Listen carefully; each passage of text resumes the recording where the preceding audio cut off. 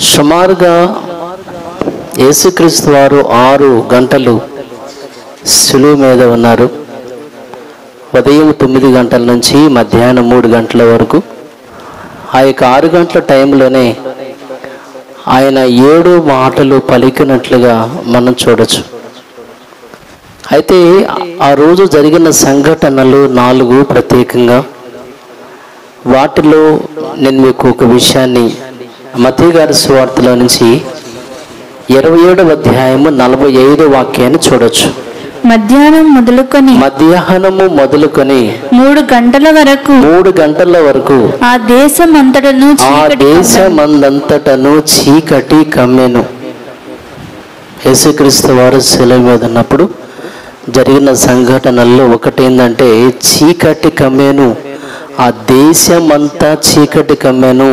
3 గంటల వరకు చీకటి కమ్మెను. తర్వాత 51, 52 వచనాలు ఆలోచించినప్పుడు, అప్పుడు దేవాలయపు తెర పైనుండి క్రింది వరకు 2గా చినిగెను, భూమి వణికెను, బండలు బద్దలాయను, సమాధులు తెరవబడెను, నిద్రించిన అనేక మంది పరిశుద్ధుల శరీరములు లేచెను. సో జరిగినటువంటి సంఘటనలు మనం ఆలోచించినప్పుడు, ఒకటి మధ్యాహ్నం నుంచి 3 గంటల వరకు భయంకరమైనటువంటి చీకటి. రెండవది భయంకరమైనటువంటి భూకంపం సంభవించి బండలు బద్దలైనవి. మూడవది సమాధుల నుంచి అనేక మంది పరిశుద్ధులు లేచి పట్టణానికి వెళ్ళి అనేకులు కనిపించారని. ఇక 4వది మనం ఇప్పుడు ధ్యానం చేసే విషయం 51లో, అప్పుడు దేవాలయపు తెర పైనుండి క్రింది వరకు 2గా చినిగాను అని.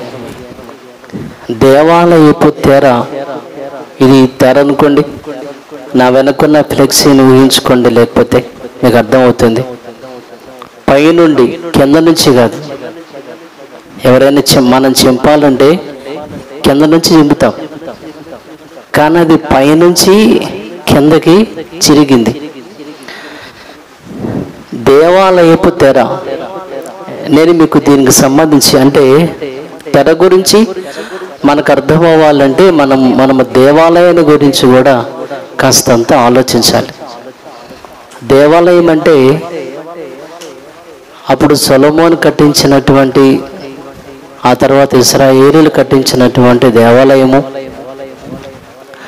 ఓకే, దానికి ముందు ఉన్నటువంటి ప్రత్యక్షపు గుడారం ఒకటి ఉంది, అది కూడా దేవాలయమే. కాకపోతే రాళ్ళతో సిమెంట్తో వీటితో కట్టకుండా ఒక డేరా గుడారం వేసుకునేటువంటిది.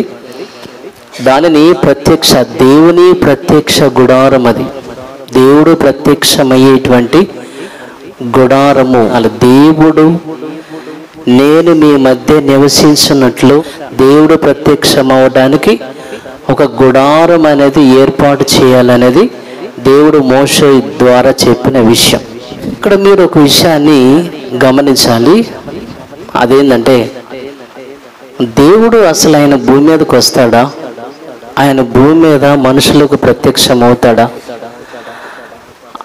దానికి సంబంధించినటువంటి, ఒకవేళ దేవుడు కనుక భూమి మీదకి వస్తే మనుషులు కట్టినటువంటి ఈ ప్రత్యక్ష గుడారాలు కానీ, ఈ దేవాలయాలు కానీ, వీటిలో దేవుడు నివసించే అవకాశం ఉందా అనేది ఆలోచించినప్పుడు, దానికి బైబిల్ చెప్పే ఆన్సర్ ఏంటో యెషయా గ్రంథం 66వ అధ్యాయం మొదటి 2 వాక్యాలు చూడొచ్చు. యెహోవా ఈలాగు ఆజ్ఞ ఇచ్చుచున్నాడు, ఆకాశము నా సింహాసనము, భూమి నా పాదపీఠము, మీరు నా నిమిత్తము కట్టనుద్దేశించు దేవాలయం ఇల్లు ఏ పాటిది అన్నారు. యెహోవా ఈలాగు ఆజ్ఞ ఇచ్చుచున్నాడు, ఆకాశము నా సింహాసనము, భూమి నా పాదపీఠము, మీరు నా నిమిత్తము కట్టనుద్దేశించు ఇల్లు దేవాలయం ఏ పాటిది అని. అపోస్తలులు 17వ అధ్యాయం 24వ వాక్యం చూద్దాం. జగత్తును అందలి సమస్తమును నిర్మించిన దేవుడు తానే ఆకాశమునకును భూమికిని ప్రభువైయున్నందున హస్తకృతములైన ఆలయములలో నివసింపడు.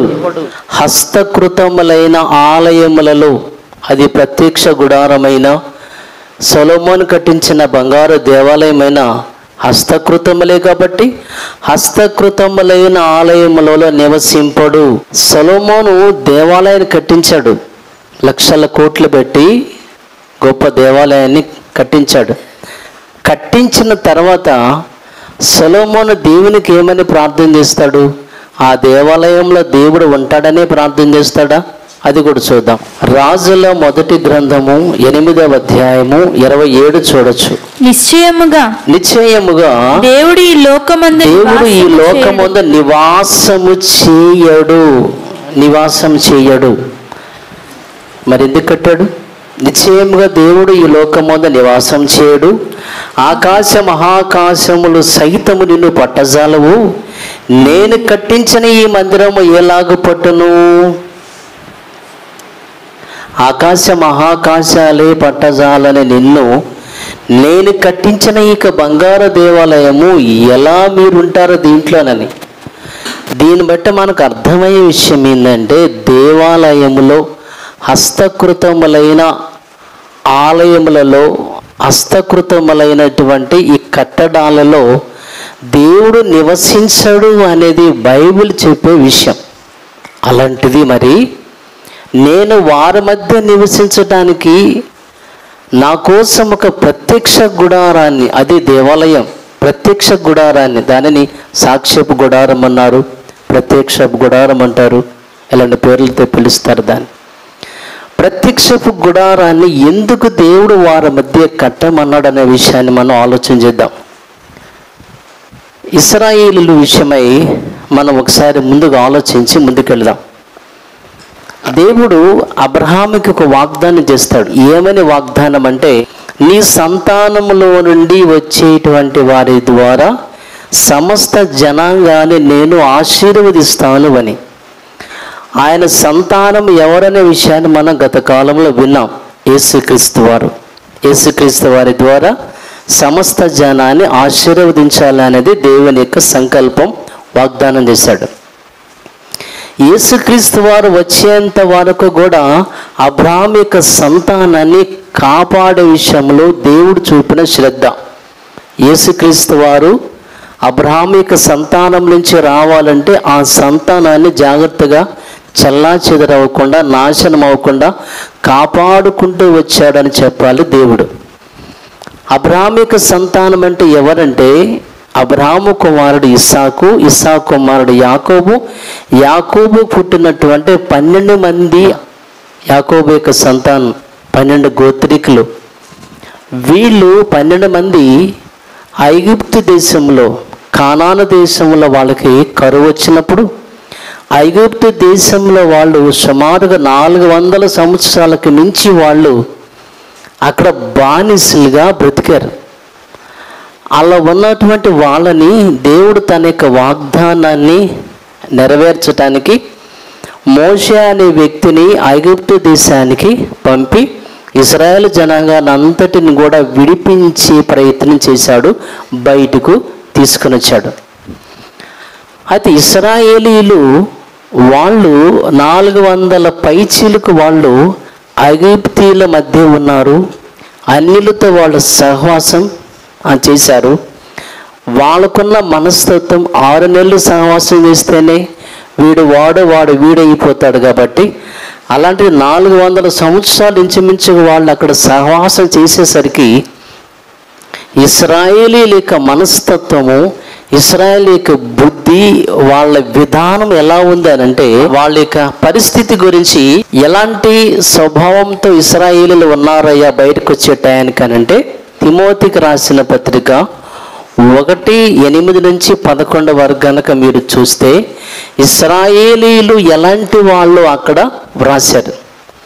వాళ్ళు ధర్మ విరోధులు, దుష్టులు, దుర్మార్గులు, అలాగే అవిధేయులు, అపవిత్రులు, పాపులు, వ్యభిచారులు, అబద్ధికులు, దొంగలు, పితృహంతకులు, మాతృహంతకులు, నరహంతకులు, నేను చెప్పిన లక్షణాలు మొత్తం ఆడ ఉంటాయి. ఇంత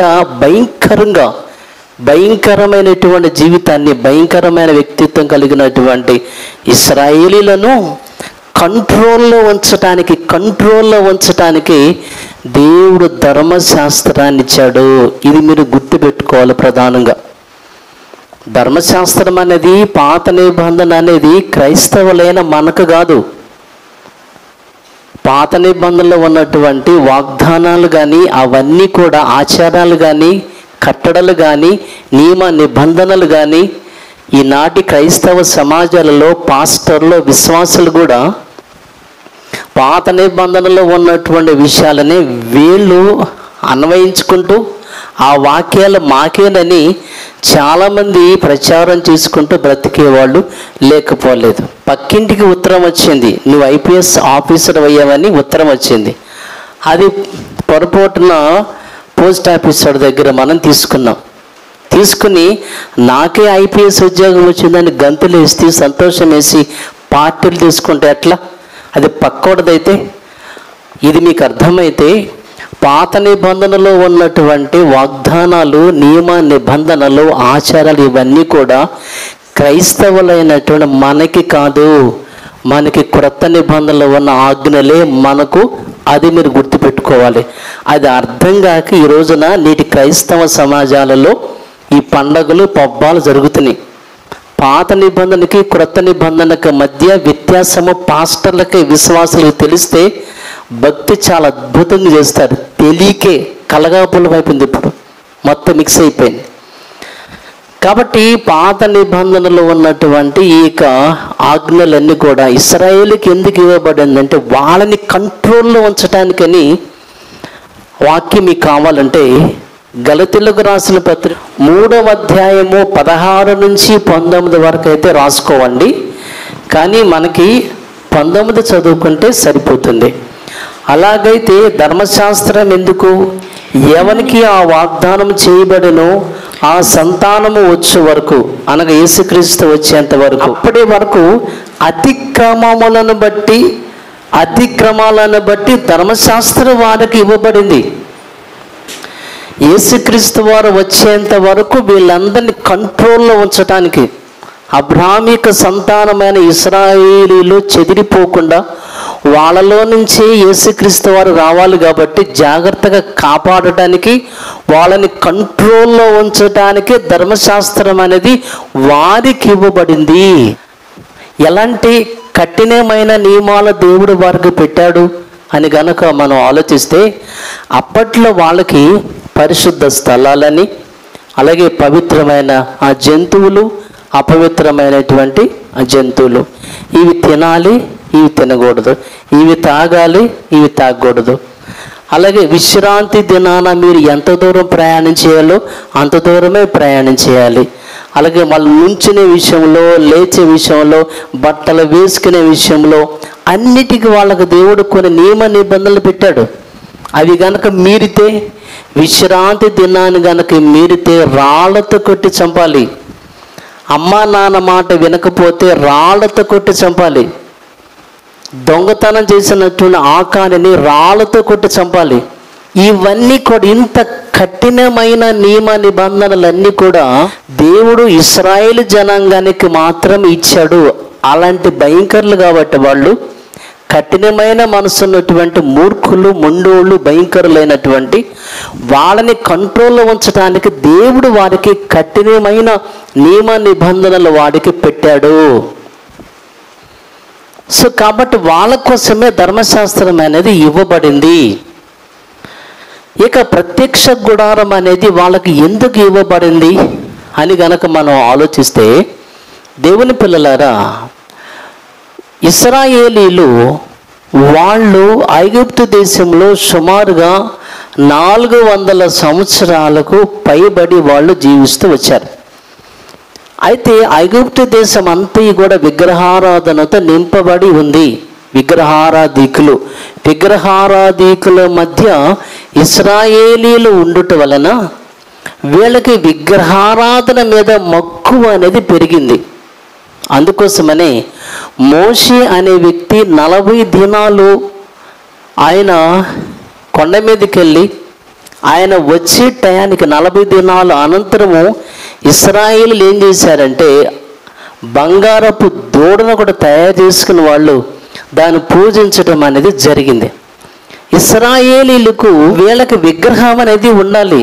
ఎందుకోసం అంటే విగ్రహారాధికుల మధ్య ఇశ్రాయేలీలు ఉన్నారు కాబట్టి విగ్రహారాధన అంటే ఇశ్రాయేలీకి మక్కువ విగ్రహాల మీద అనగా హస్తకృతముల మీద మనసు కలిగి ఉన్నారు వీళ్ళు. ఇది మీకు అర్థం అవ్వాలి. ప్రత్యక్షపు గుడారం ఎందుకు ఇచ్చాడో మీకు అర్థం అవడానికి ఈ పాయింట్ మీకు అర్థం అవ్వాలి. వాళ్ళ యొక్క భక్తిహీనతను దేవుడు తొలగించి వారి అజ్ఞానము నుంచి జ్ఞానం వైపు మళ్ళించడానికి దేవుడు ఏర్పరిచిన మార్గమే ప్రత్యక్ష గుడారం.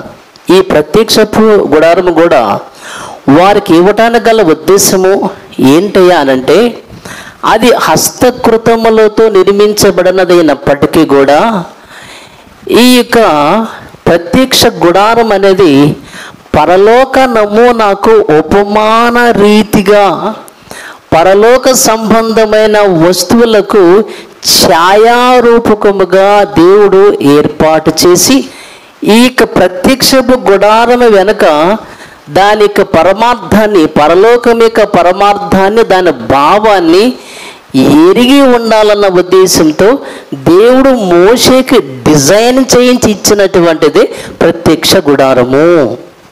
రెఫరెన్స్ చూద్దాం ఇప్పుడు. అపోస్తలుల 7:41. ఆ దినములలో వారు ఒక దూడను చేసుకున్నారు. ఆ దినములలో వారు ఒక దూడను చేసుకొని ఆ విగ్రహమునకు బలి అర్పించి తమ చేతులతో నిర్మించిన వాటి యందు ఉల్లసించిరి. అలా వాళ్ళు చేసుకుని ఉల్లసించిరి. వాళ్ళు చాలా హ్యాపీగా ఫీల్ అవుతూ వచ్చారు. సో దీని గురించి అందుకని దేవుడు 44లో ఏం చెప్పారంటే అతడు చూసిన మాదిరి చొప్పున దాని చేయవలనని మోషేతో చెప్పిన వాడు ఆజ్ఞాపించిన ప్రకారము సాక్ష్యపు గుడారము అరణ్యంలో మన పితరుల యొద్ద ఉండెను. సో దానికోసమైన సాక్ష్యపు గుడారాన్ని ప్రత్యక్షపు గుడారాన్ని ఎందుకు దేవుడు ఏర్పాటు చేయవలసి వచ్చిందో నేను వివరంగా మీకు చెప్పాను. దేవుడు అనే ఆయన ఏ దేవాలయంలో ఉండడని ఆకాశ మహాకాశాల్లో పట్టజాలన్నటువంటి దేవుడు ఏ ప్రత్యక్ష గుడారంలో ఏ దేవాలయంలో ఉండడు అనేది వాస్తవం అనుకున్నప్పుడు ఈ ప్రత్యక్షపు గుడారం వలన ఇది దేవుని యొక్క మందిరముగా దీనిలో ఉన్నటువంటి లోన మందసం ఉంటుంది.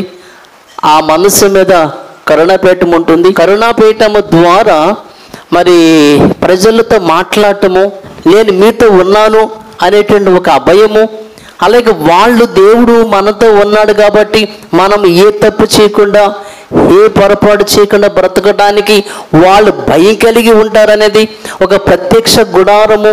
దానిలో దేవుని మరి మందసము నిబంధన మందసం ఉంది. దేవుడు ఉన్నాడు, దేవుడు చూస్తున్నాడు, ఆయన మరి మనతో ఉన్నాడు, తప్పు చేస్తే ఆయన ఊరుకోడు. అంటే ఉన్నాడు అనుకున్నప్పుడు భయం ఉంటుందిగా. నిమ్మి ఉన్నారండి.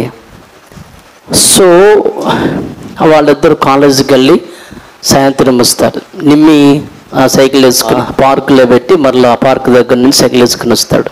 ఇటు టర్నింగ్ తిప్పగానే వాడు ముందు బండి చూస్తాడు. బుల్లెట్ ఉందా లేదా, బుల్లెట్ ఉందంటే డాడీ ఉంటాడు పైన కాబట్టి జాగ్రత్తగా వస్తాడు. బుల్లెట్ లేదంటే డాడీ బయటికి వెళ్ళాడు, ఫ్రీగా పైకి వచ్చేస్తాడు. బుల్లెట్ ఉంది, నేను బుల్లెట్ మీద ఉండను, కానీ నాకు సంబంధించినటువంటి ఒక వాహనం ఉన్నప్పుడు ఖచ్చితంగా డాడీ ఉన్నాడు, చూస్తున్నాడు అనే ఫీలింగ్ వాడికి ఎలా వస్తుందో, దేవుడు అనేటువంటి ఆయన పరలోకంలోనే ఉంటాడు, తను అసలు భూమి మీదకు రాడు. కానీ దేవుని యొక్క ప్రతినిధిగా దేవుని యొక్క నామము కలిగి ఒక మందసం అనేది, కరుణాపీఠం అనేది ప్రత్యక్ష గుడారములో ఉన్నప్పుడు ఇశ్రాయేల్ అందరికీ కూడా ఒక రకమైన భయం వస్తుంది. దానికి తోడు ఇదిగో ఈ ప్రత్యక్షపు గుడారము ద్వారా, ఈ మందసము ద్వారా నేను మీతో ఉన్నాను అని మీకు అర్థం అవ్వటానికి మీరేం చేస్తారంటే ఈ మందసాన్ని మీరు యుద్ధానికి తీసుకెళ్ళండి. యుద్ధానికి కనుక మీరు తీసుకెళ్తే యుద్ధానికి తీసుకెళ్తారు. యుద్ధానికి మందసాన్ని వాళ్ళు తీసుకొని వాళ్ళు వెళ్ళినప్పుడు వాళ్ళకి విజయం వస్తుంది. అట్లాగనే మీరు వెళ్ళేటువంటి మీకు ప్రయాణంలో మీకు యోర్దాను మీకు అడ్డుగా వచ్చిందా, ఈ మందసాన్ని తీసుకున్న వాళ్ళు ముందు నడవండి.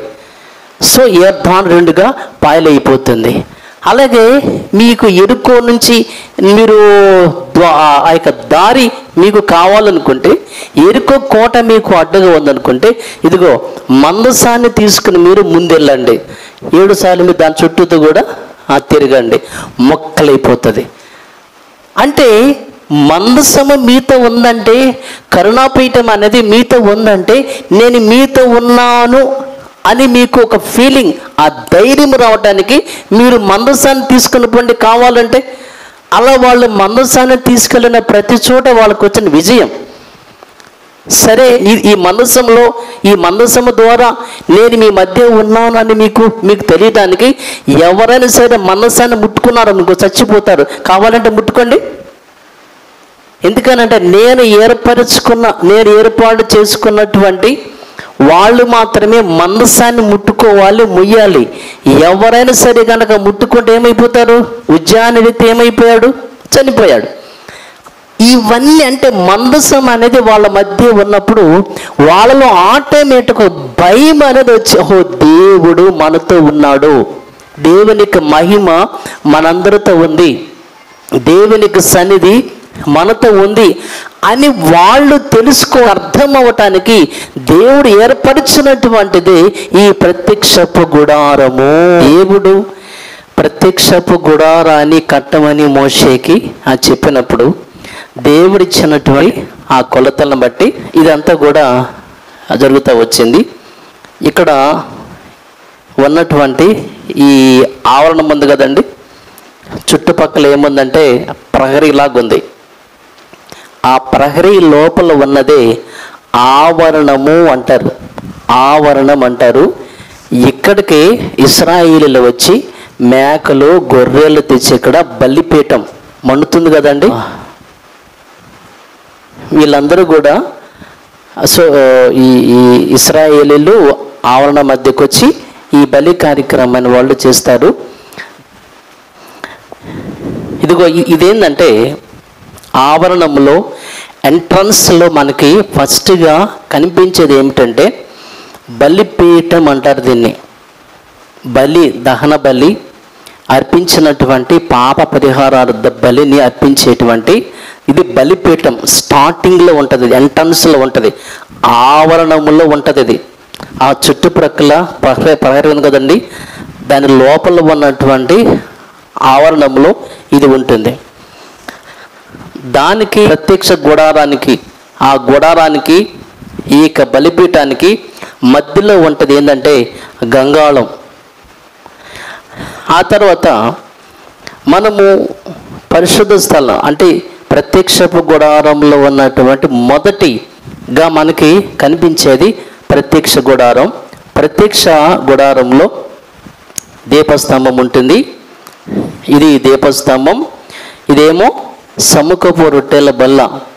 ఆనాడు దావీదు మీకు తెలుసు కదా, మాకు ఆకలిస్తుంది పెట్టమంటే అది ఎవరు తింటాను వీర్లేదంటే మేము స్త్రీలకు దూరంగా ఉన్నాంలే పెట్టమని తింటాడు కదా. సో సముఖపు ధూప వేదిక. ఇది నిత్యము కూడా ధూపం అనేది ఆ లోపల ధూపము వేస్తూ ఉండాలి. ఇది ఈ 3 వస్తువులే పరిశుద్ధ స్థలంలో ఉంటే ఇప్పుడు నేను మీకు చూపిస్తాను. పరిశుద్ధ స్థలం అయిపోయిన తర్వాత అతి పరిశుద్ధ స్థలం అనేది ఒకటి ఉంటుంది. ఆ అతి పరిశుద్ధ స్థలానికి కనుక మనం వెళితే అక్కడ మనకి ఉండేది ఏమిటంటే మందసం అనేది అతి పరిశుద్ధ స్థలంలో ఉంటుంది. దాని లోపల ఆ బాక్సు లోపల ఇదిగో శాసనములు గల ఆ పలకలు, అహరోను చిగురించినటువంటి కర్ర, మన్నా పాత్ర, ఇవి మాత్రమే మందసము లోపల ఉంటాయి. ఆ మందసము ఆ పైన, ఆ మందసం బాక్స్ పైన ఉండేది కరుణాపీఠము. ఆ కరుణాపీఠము మీద కెరూబులు రెక్కలతో ఇలా ఎదురెదురుగా ఉండేటువంటి ప్రక్రియను కలిగి ఉంటారు. ఇది మందసం పైన అనగా ఆ కరుణాపీఠం మీద ఉండేటువంటి విధానం. ఇవి ప్రత్యక్ష గుడారంలో ఉండేటువంటి వస్తువులు. ఇక మనము అది ఎలా ఉంటుంది అంటే అనేది కొంచెం నేను మీకు వివరంగా చెప్పే ప్రయత్నం నేను మీకు చేస్తాను, అర్థమవుతుంది. ఇది ప్రత్యక్ష గుడారం. మనము లోనికి ఎంటర్ అవుతున్నాం. ఇదంతా కూడా ఆవరణం. ఆ చుట్టుప్రక్కలంతా కూడా మరి ప్రహరీ లోపల ఉన్నది మొత్తం కూడా ఆవరణము అంటారు. ఏమండి, ఇప్పుడు ఉండేటువంటి చర్చలు వేరు, మీకు తర్వాత చెప్తాను వాటి గురించి. సో ఇది ఈ ఇక చుట్టుప్రక్కల ఉన్నటువంటి ఆ ప్రహరీ ప్రాకారం లోపల ఉండేటువంటి ప్లేస్ అంతా ఆవరణము అని అంటారు. ఇక్కడే ఇందక్కడ మీకు చూపించాను కదా, గొర్రెలు మేకలు తీసుకొచ్చారు కదా, వాళ్ళందరూ ఇక్కడే బలి అర్పించి బలిపీఠం మీద ఉంచుతారు. ఇది మనకి ఇది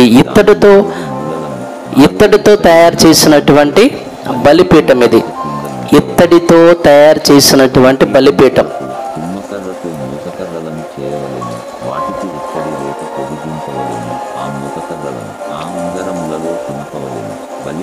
ఇదిగండి, ఇక్కడ ఈ బలిపీఠానికి ప్రత్యక్షపు గుడారములోనికి వెళ్ళే దారికి ఈ రెండిటికి మధ్య ఉన్నది గంగాళం, ఇత్తడి గంగాళం అంటారు. ఓకేనా? ఇక్కడ ఉన్నటువంటి ఈ బలిపీఠానికి అలాగే ప్రత్యక్ష గుడారపు ద్వారానికి మధ్యలో గంగాళం ఉంది. యాజకులు ఇక్కడ ఆవరణంలోనికి ఇశ్రాయేలీయులు గొర్రెలు కానీ మేకలు కానీ తీసుకుని వస్తారు. వచ్చిన తర్వాత ఆ యొక్క వాటిని బలి అర్పించిన తర్వాత యాజకులు ఏం చేస్తారంటే, ఇదిగో ఈ ఇత్తడి గంగాళం ఉంది కదండి, చేతులు కాళ్ళు కడుక్కున్న తర్వాతనే ప్రత్యక్ష గుడారంలోనికి యాజకులు వెళ్తారు. బలి అర్పించి ఆ యొక్క ఇత్తడి గంగాళంలో కాళ్ళు చేతులు కడుక్కొని లోనికి వెళ్తారు. అది ప్రత్యక్ష గుడారం. బయట ఆవరణం ఉంది, ప్రహరీ లోపల ప్రహరీలో ఉండే వస్తువులు, గంగాళము, బలిపీఠం. ఇప్పుడు మనము ఈ కట్టను ఓపెన్ చేసి లోనికి వెళదాం. ఇది పరిశుద్ధ స్థలం. అర్థమైంది?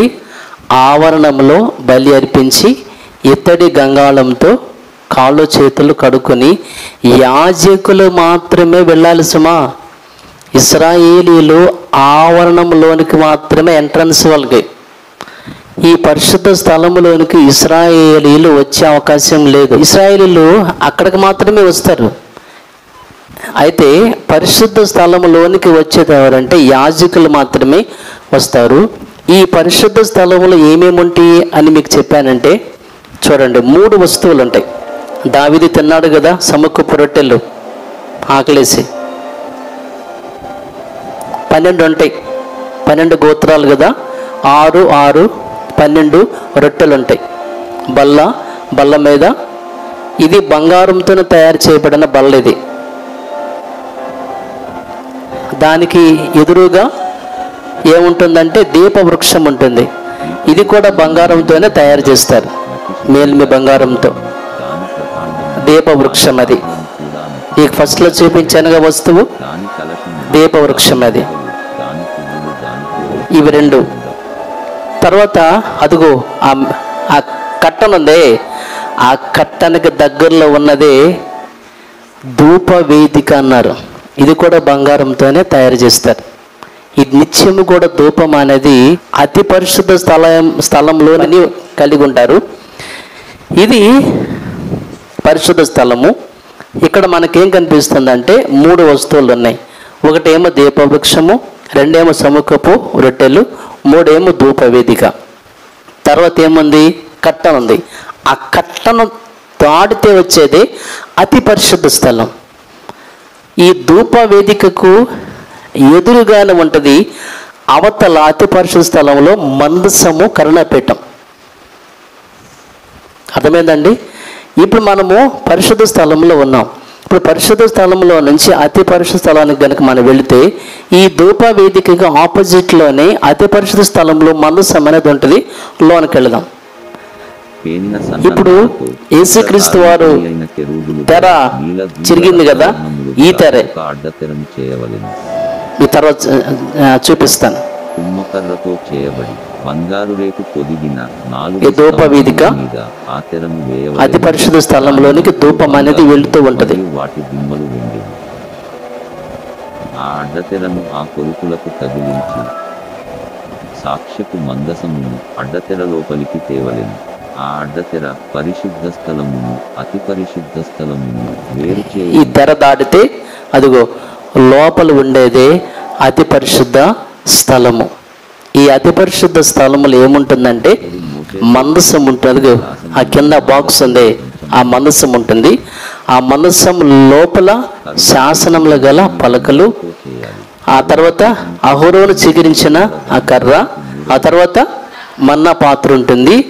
ఈ బాక్స్ మీద పైన కరుణాపీఠం అనేది అదిగో వెలుగుతుంది కదా. ఈ కరుణాపీఠం ద్వారానే దేవుడు వారితో ఆ మహిమలో నుంచి ఆనాటి ఇది ఇది ఇది అతి పరిశుద్ధ స్థలం. యాజకులైన వాళ్ళు ఆవరణంలో బలి అర్పించి పరిశుద్ధ స్థలం వరకు మాత్రమే వస్తారు. కానీ ప్రధాన యాజకుడు సంవత్సరంలో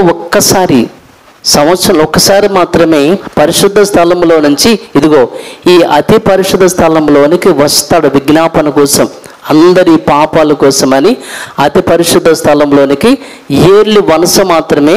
యాజకులందరూ కాదు, ఇశ్రాయేల్ అంతకన్నా కాదు. ప్రధాన యాజకుడు పరిశుద్ధ స్థలం నుంచి అతి పరిశుద్ధ స్థలంలోనికి ఏర్లు వనస ఒక్కసారి మాత్రమే ఇక్కడికి వస్తాడు. ఆయన విజ్ఞాపన చేసి ప్రార్థించి అందరి పాపాల ప్రాయశ్చిత్తమై ఆయన చేసి మరలా బతికుంటే వెళ్తాడు. లేకపోతే ఒకసారి మీకు చెప్పాను కదా, అది పరిస్థితి.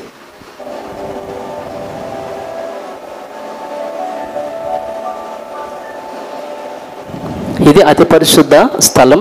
ఈ 3 వస్తువులు ఆ బాక్స్లో ఉంటాయి.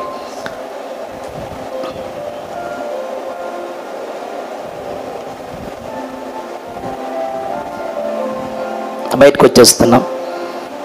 అతి పరిశుద్ధ స్థలం నుంచి బయటకు వచ్చేస్తే ఇదిగో ఇక్కడ మనకి పరిశుద్ధ స్థలంలో 3 వస్తువులు ఉంటాయి.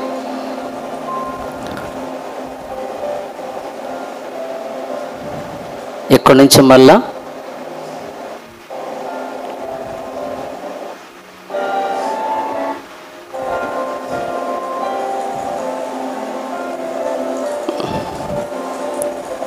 ఓకే, మీకు అర్థమైంది కదా. సో ఈ పరిశుద్ధ స్థలాన్ని, అతి పరిశుద్ధ స్థలాన్ని 2 వేరు చేయడానికి ఉండేటువంటిదే తెర, అడ్డతెర. ఇదిగో ఇది ఆ తెర. గల నీల ధూమ్ర రక్తవర్ణములు గల ఒక అడ్డతెరను చేయవలెను. ఈ తెర అవతల అతి పరిశుద్ధ స్థలం ఉంటుంది, తెర యువతల పరిశుద్ధ స్థలం అనేది ఉంటుంది. బంగారు మరియు వాటి దిమ్మలు వెండి. ఆ అడ్డతెరను ఆ కొలుకులకు తగిలించి సాక్ష్యపు మందసమును అడ్డతెర లోపలికి. ఆ తెర, సో ఈ తెర అంటే పైన రూఫ్ లేకుండా చూపించారని రూఫ్ ఉండదు అనుకోకండి. రూఫ్ ఉంటుంది, పైనంతా గుడారం ఉంటుంది కదా. మీకు ఫస్ట్లో మీకు చూపించాను కదా, మీకు అర్థం అవటానికి. తెర యువతల పరిశుద్ధ స్థలం అనేది ఉంటుంది, తెర అవతల అతి పరిశుద్ధ స్థలం అనేది ఉంటుంది. మధ్యలో ఉండేటువంటి తెర ఉందే, ఇదే ఈరోజు మన పాఠం. ప్రత్యక్ష గుడారమిక నమూనా ఇది.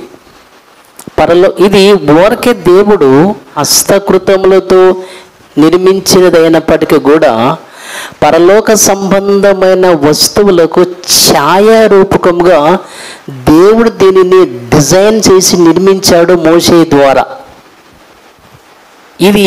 ఇది గనక అర్థమైతే యేసుక్రీస్తు వారు ఈ భూమి మీదకి వచ్చి ప్రధాన యాజకుడుగా తను చేసిన బలి అర్పణ కార్యక్రమం. యేసుక్రీస్తు వారు ఆవరణంలోనికి ఇశ్రాయేలీలు మాత్రమే వచ్చి బలులు అర్పిస్తారు కదండి, మేకలను గోడులను నిర్దోషమైన వాటిని. అలా కాకుండా యేసుక్రీస్తు వారి స్వయంగా తను అక్కడ బలి అర్పణ జరిగి మరలా ఆయనే ప్రధాన యాజకుడు. అక్కడ నుంచి ఆయన ఎప్పుడైతే యేసుక్రీస్తు వారు బలి అయ్యి తాను చనిపోయాడో, ఇక ఈ పరిశుద్ధ స్థలానికి అతి పరిశుద్ధ స్థలానికి మధ్య ఉన్నటువంటి అడ్డు తెరని దేవుడు పైనుంచి చింపేశాడు. అంతకుముందు అయితే అతి పరిశుద్ధ స్థలానికి వచ్చే అవకాశము యాజకులకు కూడా లేదు, ఇస్రాయేల్ అంతకన్నా లేదు. ఇప్పుడు ఏమైంది? యేసుక్రీస్తు వారి వలన, యేసుక్రీస్తు వారి ద్వారా, తాను మరణాన్ని బట్టి, యేసుక్రీస్తు వారి యొక్క రక్తాన్ని బట్టి ఏమైందంటే యేసుక్రీస్తు వారు మాత్రమే కాకుండా మనము కూడా దేవుని సమీపించే అవకాశం. ఈ రోజున మనం అందరం తండ్రి దగ్గరికి వచ్చి ప్రార్థన చేస్తున్నామంటే ఎవరి పుణ్యం చెప్పండి? ఎవరి పుణ్యం? యేసుక్రీస్తు వారి యొక్క బలి యాగం. ప్రధాన యాజకుడు ముందు వెళ్ళాడు, మనము వెళ్ళటానికి మార్గాన్ని సుగమం చేసి ఆ తెరని చింపేశాడు. కాబట్టి ఇప్పుడు మనము యేసుక్రీస్తు వారు ఈ అవకాశాన్ని మనకి ఇచ్చాడు కాబట్టి యేసుక్రీస్తు వారి ద్వారా తండ్రి దగ్గరికి వెళ్ళి ప్రార్థన చేసుకుంటున్నాం, తండ్రితో మాట్లాడుతున్నాం, ఇక సముఖమతకి వెళుతున్నాము, మన విన్నప వాళ్ళ తండ్రికి మనం చెప్పుకుంటున్నాము. అంతకుముందు అయితే అలా కుదరదు. యాజకుల ద్వారా, ప్రధాన యాజకుల ద్వారా మాత్రమే ఇశ్రాయేలుకి అవకాశం ఉంది. కానీ ఇప్పుడైతే వాళ్ళకి మనకి అందరికీ కూడా, అంటే ఆవరణంలోనికి కేవలం ఒకప్పుడే ఇశ్రాయేలు మాత్రమే వచ్చేవాళ్ళు.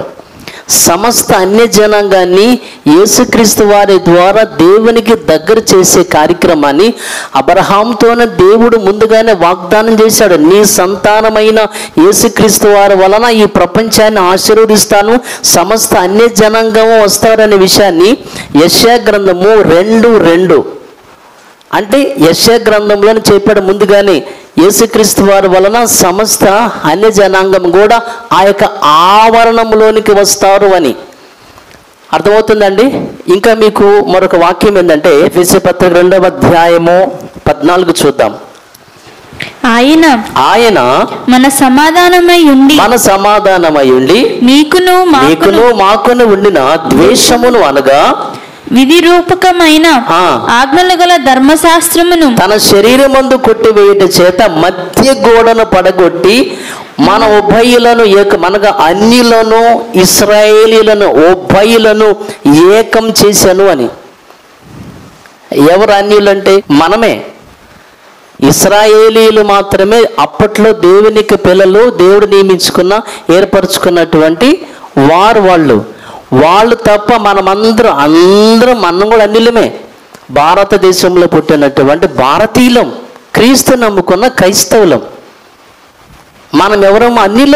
అన్యులము యేసు నమ్ముకున్నాం అంతే. కాబట్టి మందిరాల్లోనికి వెళ్ళే అవకాశం, ఆవరణంలోనికి ఇశ్రాయేలీలు మాత్రమే వెళ్ళాలి బలి అర్పణ కోసం, వేరే వాళ్ళకి అవకాశం లేదు. కానీ ఇప్పుడు యేసు ఏం చేశారంటే ఉభయులకు, అన్యులకు ఇశ్రాయేలుకు ఇద్దరికి కూడా అవకాశం ఇచ్చాడు. అంటే ఇప్పుడు అందరూ ఒకటే. ఇప్పుడు గ్రీసు దేశస్థుడనియు, రోమియుడనియు, కమ్మాడనియు, బ్రాహ్మడనియు, మాలని, మాదిగని లేదు. ఇప్పుడు అంతా ఒకటిని ఏకపరిచాడు యేసుక్రీస్తు వారు. కాబట్టి ఇప్పుడు మనమందరం కూడా దేవుని సమీపించే అవకాశం అందరికి దేవుడిచ్చాడు. ప్రధాన యాజకుడైనటువంటి యేసుక్రీస్తు వారు ఆ తెర, దేవునికి మనకు మధ్య ఉందొకటి అడ్డు తెర. మీ ప్రార్థనలు వినటానికి మీకు నాకు మధ్య అడ్డు తెర, అడ్డు గోడ ఒకటి ఉందని చెప్పేసి యెషయా గ్రంథంలో మనం చూస్తాం. అది ఇప్పుడు ఏమైంది? యేసుక్రీస్తు వారి యొక్క రక్తం వలనది ఆ అడ్డు తెర అనేది తీయబడింది. తండ్రి దగ్గరికి వెళ్ళే అవకాశం ఉంది. అలాగే ప్రధాన యాజకుడైన యేసుక్రీస్తు వారి వలన పరలోకం వెళ్ళే అవకాశాన్ని యేసుక్రీస్తు వారు మనకి కల్పించాడు అని తెలియచేసేదే ఈ ప్రత్యక్ష గుడారం యొక్క నమూనా. ఇప్పుడు మనమందరం కూడా ఆరాధన చేయటానికి ఎక్కడ మరి ప్లేసు అని కనుక మనంటే ఇప్పుడు మనమందరం కూడా ఆరాధించడానికి ఎక్కడికి వెళ్ళాలి? ప్రత్యక్ష గుడారానికి వెళ్ళాలా?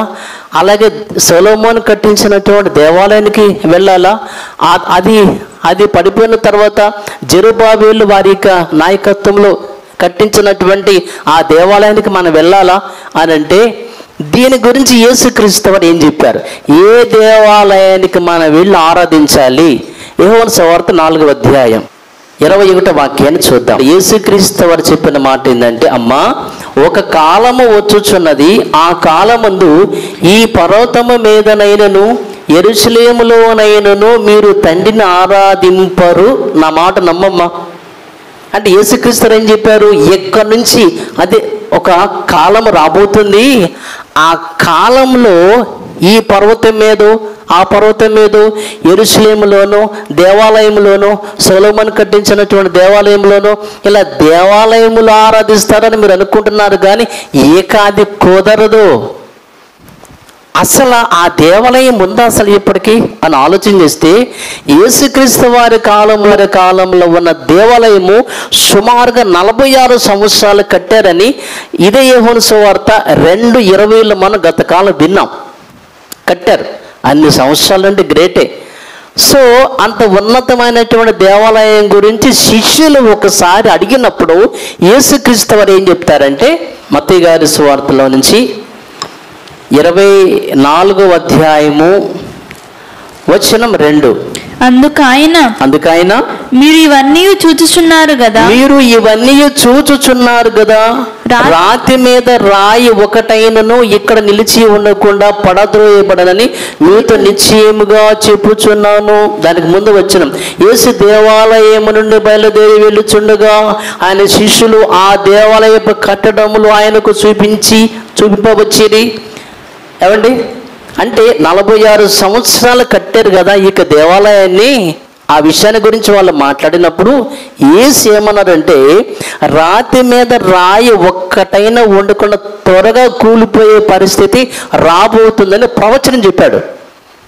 యేసుక్రీస్తు వారు చెప్పినటువంటి ఈ ప్రవచనము ఎప్పుడు నెరవేరింది అనంటే, క్రీస్తు చనిపోయిన తర్వాత 70వ సంవత్సరంలో రోమా సైన్యాధిపతి అయినటువంటి టైటస్ అనే వ్యక్తి ద్వారా ఆ దేవాలయం కాస్త కూలగొట్టారు. అంటే మోషే ద్వారా కట్టినటువంటి ప్రత్యక్ష గుడారము లేదు, ఇప్పుడు సొలొమోను ద్వారా కట్టినటువంటి దేవాలయము లేదు. ఆ తర్వాత ఆ బబులోనికి వెళ్ళి తిరిగి వస్తారు కదా, జెరుబ్బాబెలు ద్వారా కట్టబడినటువంటి ఆ యొక్క దేవాలయము, మరి ఆ దేవాలయము లేదు. ఇప్పుడు యెరూషలేములో ఏ దేవాలయం లేదు. మరి ఎక్కడికి వెళ్ళి ఆరాధించాలి ఇప్పుడు మనమందరం కూడా?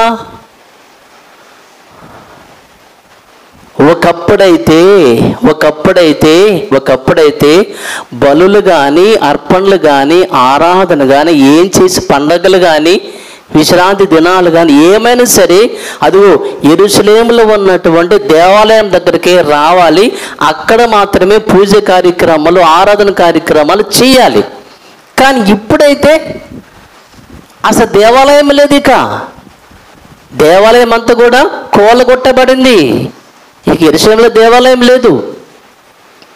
మరి లేనప్పుడు అపోస్తలులు అందరూ వాళ్ళు ఎక్కడ కూడుకున్నారు, ఎక్కడ వాళ్ళు ఆరాధించారని కనుక మనం ఆలోచన చేస్తే, నదీ తీరమున వాళ్ళు కూడుకున్నారు సంఘముగా. రెండవది పాఠశాల స్కూల్లో వాళ్ళు కూడుకున్నారు. మూడవది ఇంటిలో కూడుకున్నారు. ఇప్పుడు మనం ఎక్కడ కూడుకుంటున్నాం? ఇంటి కింద. నా మాటలు మీకు అర్థమవుతుందా? ఏమండి, వాళ్ళు ఇంటిలో నదీ తీరమున స్కూల్లో ఇంటిలో యేసునా సంఘం ఎక్కడ కూడుకుంటుంది? ఇంటి కింద. అదేంటండి ఇంటి కింద కూడుకోవటం ఏంటండి? చర్చి పైన ఇల్లు ఏంటండి? ఎక్కడ చర్చి? ఏది చర్చి? ఇప్పుడు దేవాలయం ఎక్కడది అసలు? యేసుక్రీస్తు వారు రాకముందు వరకు ఆవరణము, పరిశుద్ధ స్థలము, అతి పరిశుద్ధ స్థలం అనేది ఉండేది. యేసుక్రీస్తు వచ్చినాక మొత్తం ఓపెన్, అందరూ ఎక్కడైనా మీ ఇష్టం. అదే చెప్పాడు, ఒక కాలం వస్తుందమ్మా, ఆ కాలంలో యెరూషలేములో కూడుకోవాలి, దేవాలయంలో కూడుకోవాలి, ఏమీ లేదు, ఎక్కడైనా కూడుకోవాలి. అదే అంటే మనమే దేవాలయం. బైబిల్ ఏమంది? నీ దేహమే దేవుని ఆలయం. మనం దేవుణ్ణి ఎక్కడికి వెళ్ళి మనం ఆరాధించాలంటే, ఏ గుడికి ఏ చర్చికి వెళ్ళి ఆరాధించడం కాదు, దేహమైన ఈ గుడి ద్వారా, దేహమైన ఈ దేవాలయం ద్వారా, ఈ శరీరం అనే, హరిబాబు అర్థమవుతుంది నాన్న, వెరీ గుడ్ బాయ్, శరీరమైన ఈ దేవాలయం ద్వారా, ఈ దేవాలయము ద్వారా దేవుని ఆరాధించాలి. పూర్ణ మనసుతో, పూర్ణ హృదయంతో, పూర్ణ ఆత్మతో, పూర్ణ శక్తితో. దేవాలయం అనే ఇదే దేవాలయము. ఈ దేవాలయము ద్వారా తండ్రిని మనము ఆరాధించాలి. అలాగే పరిశుద్ధమైన చేతులతో అని ఉంటుంది. తిమోతికి రాసిన పత్రిక 2వ అధ్యాయము అనగా దాని అర్థం ఏంటంటే, చూడండి పోయిన ఒకసారి ఆ వాక్యం మీకు అర్థమవుతుంది. 1 తిమోతి 2వ అధ్యాయము. టైం అయిపోతుందని నేనేమో కొంచెం త్వరగా వెళ్ళిపోతున్నాను, మీరు అందుకే నా మైండ్ మీరు అర్థం చేసుకోవాలి.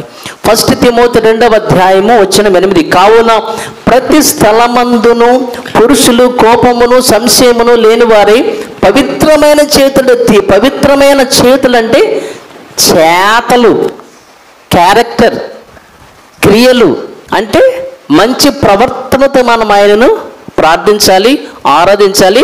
అది ఎలాగంటే ఆత్మతోనూ సత్యముతో ఆరాధించాలని యేసుక్రీస్తు వారు చెప్పారు. కాబట్టి ఇప్పుడు మనకి స్థలంతో సంబంధం లేదు. అలాగే మరి సమయం అంటే, ఒకప్పుడు ఇశ్రాయేలుకైతే వారంలో ఒకరోజు మాత్రమే ఉండేది వాళ్ళకి విశ్రాంతి దినం, ఒకరోజు ఆరాధన.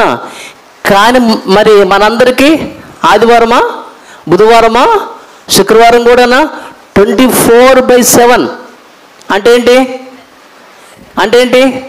365 రోజుల ఆరాధన. వారంలో ఒకరోజు కాదు, 24 అంటే ప్రతి క్షణము కూడా ఈ దేహము ద్వారా తండ్రికి మనం ఆరాధనలు చేస్తూ ఉండాలి, పవిత్రమైనటువంటి జీవితంతో. అంతే తప్ప ఇప్పుడు ఈ రోజున ఈ వాక్యాలను బట్టి మనకి అర్థమైంది ఏంటంటే, దేవుని యొక్క ఆలయం అనేది, ప్రత్యక్షపు గుడారం అనేది, ఆ తెర అనేది యేసుక్రీస్తు వారు దానిని ఆయన చనిపోయిన రోజున ఓపెన్ చేయటం వల్ల మొత్తం ఇప్పుడు ఏకమైపోయింది. మనం ఎక్కడైనా ఆరాధన చేయవచ్చు. పర్టికులర్గా దేవాలయం అనేది ఇప్పుడు ఎక్కడ లేదు. కానీ ఈ రోజున ఇక పెద్దాం ఎలా ఉంటుందంటే, కొన్ని మెయిన్ లైన్ సంఘాలు ఉంటాయి, పెద్ద పెద్ద చర్చీలు. ఒక ఆర్సీఎం అని, ఒక లోదరన్ అని, ఒక బ్యాప్టిస్ట్ అని, లేకపోతే ఒక పెంతెకోస్త్ అని, బైబిల్ మిషన్ అని, ఇలాంటి చర్చెస్ ఎలా ఉంటాయి అంటే, వినండి, సీ హియర్, ఇదే అనుకుందాం. సో ఇక్కడ ఇది ఒక హాల్ ఉంటుంది. హాల్ తర్వాత ఇదిగో ఇక్కడేమో స్టేజ్ ఇలా ఉంటుంది. దీని గురించి వాళ్ళు చెప్పే విషయాలు ఎలా ఉంటాయో మీకు అర్థం అవ్వాలి. ఎలాగంటే, ఈ ఆవరణంలోనికి రావాలంటే జనాలు ఎలా రావాలి అంటే, ఖచ్చితంగా స్నానాలు చేయాలి. మరి మగవాళ్ళు అయితే లుంగీలతో రావడానికి కుదరదు, వేసుకుంటే ప్యాంట్లు వేసుకోవాలా, లుంగీలు ముడత పెట్టి గోసి పెట్టాలా. మా ఊర్లో అంతే, లోదన చర్చిలుగా అడుగు పెట్టాలంటే లుంగీలతో వెళ్ళరు. ఆ లుంగీలను వెనకాల గోసి పెట్టి, ఎందుకని వెళ్ళకూడదు, తప్పని. ఆడవాళ్ళైతే పీరియడ్ టైంలో అమ్మో ఆవరణలో మనం అడుగు పెట్టకూడదు. ఎందుకని? ఇది పరిశుద్ధ స్థలమైన భ్రమ వాళ్ళకి. రోడ్డు పక్కన రామాలయమో, శివాలయమో, లేదంటే కృష్ణాలయం అంటే అసలు మనం అటు కూడా చూడం. ఎందుకని? అపవిత్రమైపోతామని. అర్థమవుతుందా? ఏమైందని చూస్తే, గుళ్ళోకి పోతే ఏమైంది? నేను షారోన్ పెళ్ళికి వెళ్ళినప్పుడు ఎన్నిసార్లు అడిగాను, నన్ను తిరుపతి కూడా ఈ మధ్య తీసుకెళ్ళండి అని. షారోన్ చెప్పాడు, మీ మామ ఏం చెప్పాడు?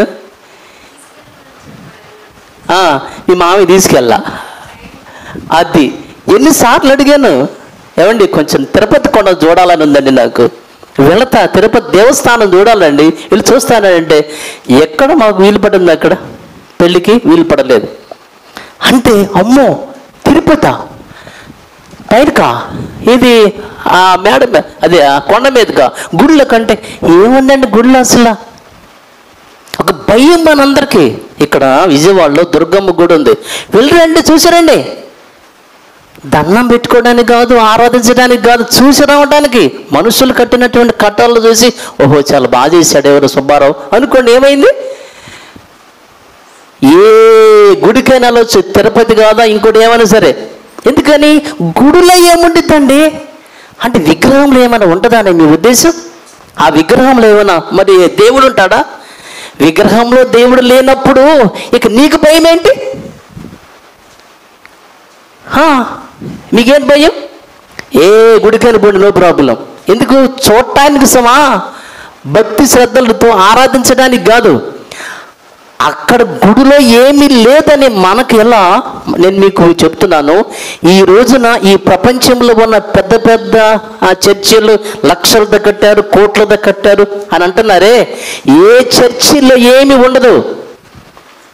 లుంగి కట్టుకుని వెళ్ళాలా, పెరిగే టైంలో వెళ్ళాలి లేదా అక్కర్లేదు. కాబట్టి ఇలాంటి పెద్ద పెద్ద చర్చిల్లో అక్కడ వరకు మాత్రమే ఉన్నారు విశ్వాసులు. ఇది ఎక్కకూడదు, స్టేజ్ ఎక్కకూడదు. సంఘ పెద్ద మాట్లాడాలంటే ఇక్కడ ఒకటి ఉంటుంది మూల మీద, ఆడ కూర్చుని ఆ మైక్ తీసుకుని మాట్లాడాలి, స్టేజ్ మీదకి రాకూడదు. ఎందుకని? ఇది యాజకులు మాత్రమే కూర్చునే స్థలం, ఇది పరిశుద్ధ స్థలం. ఇది దీనికి పేరు ఫుల్పిట్. అర్థమైందండి? నేను ఒకసారి మీకు చెప్పానే, నిజమే, ఫుల్పిట్ పులిపీఠం. ఫుల్పిట్ అంటే పులిపీఠం అంటే పులులు కూర్చునే పీఠాలు ఇవి. పులి అంటే క్రూర మృగాలు కూర్చునే చైర్లు ఇవి, క్రూర మృగాలు కూర్చునే స్థలాలు ఇవి. మన ఆ మధ్య యూట్యూబ్లో చూసామే, అక్కడేమో సంఘబద్ధులు ఉన్నారు, ఇక్కడ పాస్టర్లు. రారా చూసిన నువ్వు కిందకి దిగి అంటాడు, ఈయన పైకి ఎక్కకూడదుగా, నువ్వు రా, నువ్వు కిందకి రా, నీ సంగతి చెబుతానంటాడు పాస్టర్ని పట్టుకుని. నువ్వు కిందకి దిగు. ఆయనే దిగితే బాగుతాడని, ఆయనే పైకి రాడు ఎక్కకూడదని. అంటే ఎలాంటి అభిప్రాయం అంటే ఎక్కకూడదు, ఇది పరిశుద్ధ స్థలం. ఇది ఇక్కడ యాజకులు మాత్రమే ఉండాలి. ఇక్కడ మధ్యలో ఇంకొకటి ఉంటుందండి, ఒక దిమ్మిలాగా, దానికి మాత్రము ఎదురుగా యేసుక్రీస్తు వారి ఫోటో కానీ, దానికి ముందు ఆ సిలువకి ఈ పక్క కొవ్వొత్తు, ఈ పక్క కొవ్వొత్తు, దాని ఎదురుగా బైబిల్ పెట్టి ఈయనేం ఇక్కడికి వచ్చి వేరే పుస్తకం చూసి ప్రసంగం చెప్తాడు. బైబిల్ వెనకాల ఉంటుంది, అది మరి విషయం. సో ఇలాగా అంటే ఈ స్టేజ్ మీదకి ఎక్కకూడదు, ఇది పరిశుద్ధ స్థలం అని. మరి ఎక్కకపోతే ఉదయాన్నే చర్చి మొత్తం క్లీన్ చేసేది ఎవరు? ఈ స్టేజ్ ఎక్కి ఈ స్టేజ్ మీద ఈ డాన్స్ మీద క్లీన్ చేసేది ఎవరంటే బయట ఉండే వాచ్మెన్. ఆడు పొద్దున్న దాకా వచ్చి క్లీన్ చేస్తాడు. మరి ఇది ఎట్లా వీలు పడుతుంది? ఒక సంఘ పెద్ద ఎక్కకూడదు, ఒక విశ్వాసం ఎక్కకూడదు, కానీ పొద్దున్నే ఉండేటువంటి ఆ యొక్క వాచ్మెన్ మందు దాగొచ్చి స్టేజ్ క్లీన్ చేస్తాడు. ఇది ఎట్లా మరి? దేవుని పిల్లలారా, చాలా మందికి అభిప్రాయం ఏంటంటే ఇది చర్చి, ఇది దేవాలయము, ఇక్కడ దేవుడు ఉన్నాడు, ఇక్కడ మనకు స్వస్థతలు ఉన్నాయి, ఇక్కడ దేవుడు వింటాడని అంటే ఈ జనాన్ని మోటివేట్ చేసి మౌల్డ్ చేస్తున్నారు. ఇర్మియా గ్రంథం 7వ అధ్యాయం 4వ వచనం, దేవుని పిల్లలారా, ఈ స్థలము యెహోవా ఆలయము, ఈ స్థలము యెహోవా ఆలయము, ఈ స్థలము యెహోవా ఆలయము, ఈ స్థలము యెహోవా ఆలయము, ఈ స్థలము యెహోవా ఆలయము, ఈ స్థలము యెహోవా ఆలయము అని మీరు చెప్పుకొనుచున్నారే, ఈ మోసకరమైన మాటలు ఆధారం చేసుకోవద్దు. అది విషయం.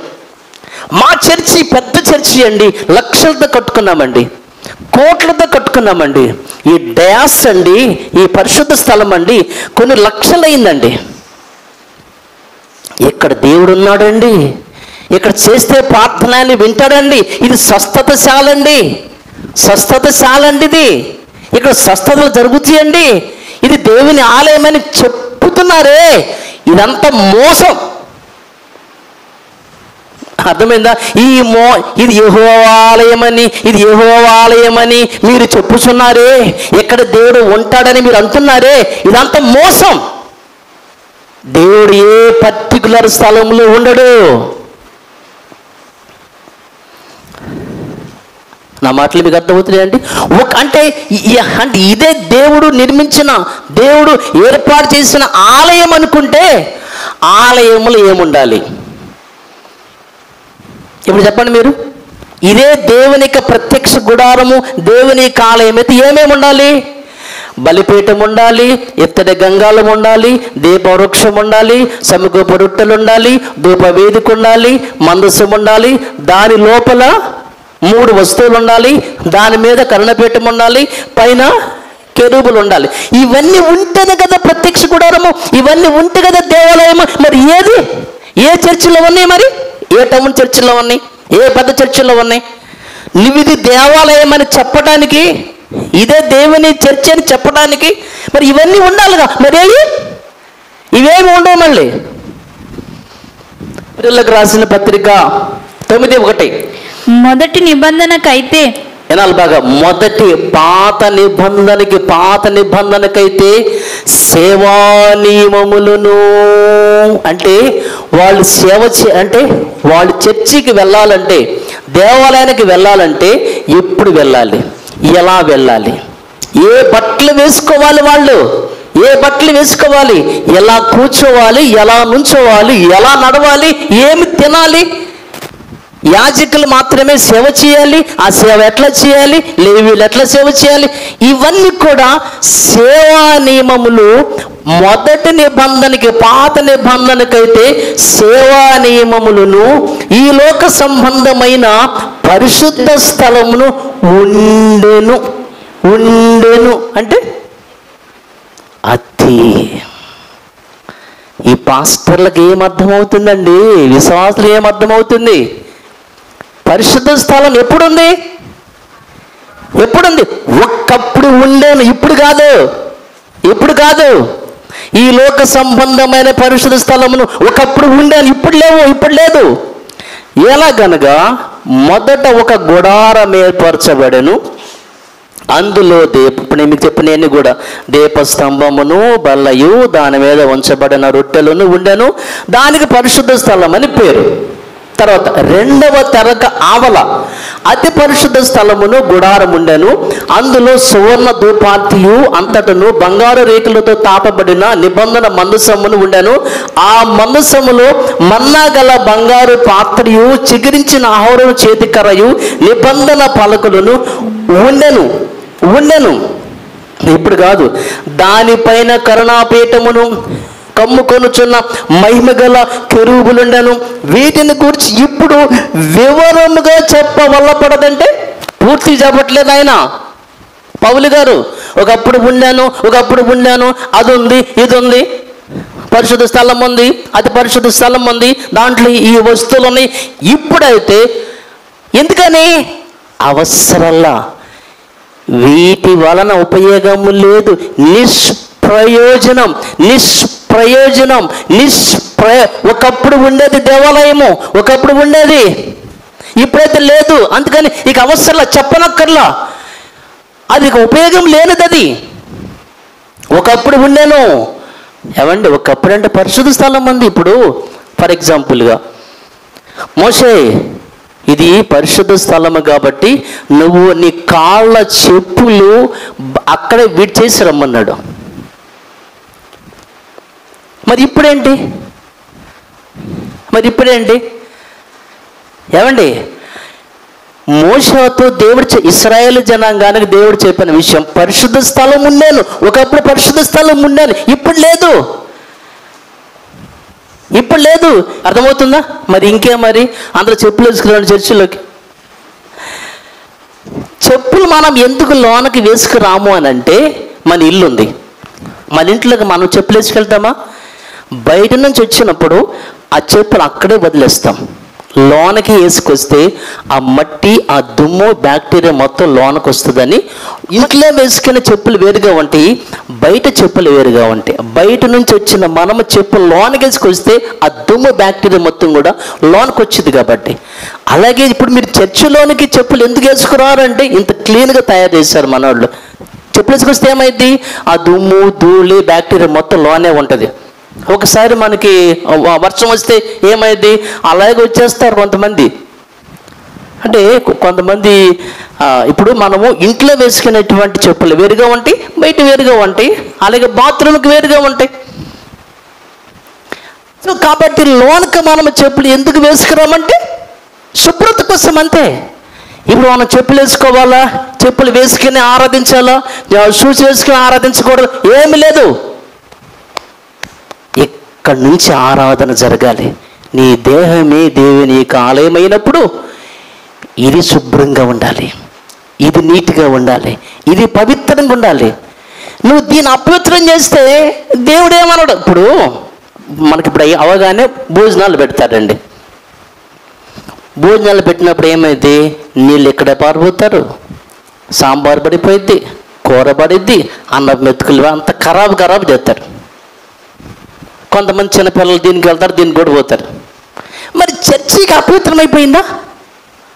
It is not church. ఇది చర్చి కాదు, మనం చర్చి, మనం దేవాలయాలు కూడుకునేటువంటి అంటే ఇవి దీన్ని అపవిత్రం చేసినా పర్వాలేదు, కానీ దీనిని గనక అపవిత్రం చేస్తే ఎవడైనను ఈ దేవాలయాన్ని అపవిత్రం చేసినట్లయితే అది విషయం. ఆరాధన అనేది దేవాలయాల ద్వారా కాదు జరిగేది. ఎడకపోతున్నారు అంటే దేవాలయానికి పోతున్నాడు అంటాడు. మరి నువ్వెవరురా? ఇదంతా మోసం, పాస్టర్లు చేసే మోసం. ఈ చర్చిలోనే దేవుడు వింటాడు, ఇక్కడే చాలా మందికి పిల్లలు పుట్టారు, ఇక్కడే చాలా మంది ప్రసవించారు, ఇక్కడే చాలా మందికి దీవెనలు వచ్చినాయి, స్వస్థతలు వచ్చినాయి, మేలు జరిగినంత మోసం. ఎక్కడ దేవుడు ఉండడు. ఆకాశం ఆయన సింహాసనం, భూమి ఆయన యొక్క పాదపీఠం. అంత పరిశుద్ధ స్థలమే. ఎక్కడైనా ఆరాధించవచ్చు. ఒకప్పుడు పరిశుద్ధ స్థలం ఒకప్పుడు ఉండాను, ఇప్పుడు లేదు. ఒకప్పుడు ఉండాను. యేసు వచ్చిన తర్వాత ఆ తెర చింపేసి దేవుణ్ణి మనను సమాధానపరిచాడు. యేసుక్రీస్తు వారి వలన తండ్రిని సమీపించే భాగ్యం, పరలోకం చేరే భాగ్యం ఆయన మనకిచ్చాడు. యేసుక్రీస్తు వారి ఎవడైనను క్రీస్తు యేసు నందున్న ఎడల ఏకవాడు వానికి ఏ శిక్షా విధి లేదని మనం చూస్తాం. కాబట్టి క్రీస్తులో ఉన్న మనందరికీ ఏ శిక్షా విధి అనేది ఉండదు. కాబట్టి దేవునికి పిల్లలారు ఎందుకు తెర చింపబడిందో, తండ్రిని మనకున్న మధ్య ఆ అడ్డుబండను తీసివేసి ఒకటి చేశాడు యేసుక్రీస్తు వారు తాను చనిపోయిన రోజున. ఇది ప్రత్యక్షపు గుడారం యొక్క నమూనా. పరలోక సంబంధమైనటువంటి వస్తువులకు ఛాయారూపంగా ఉండటానికి వాళ్ళకిచ్చాడు దేవుడు ప్రత్యక్ష గుడారం.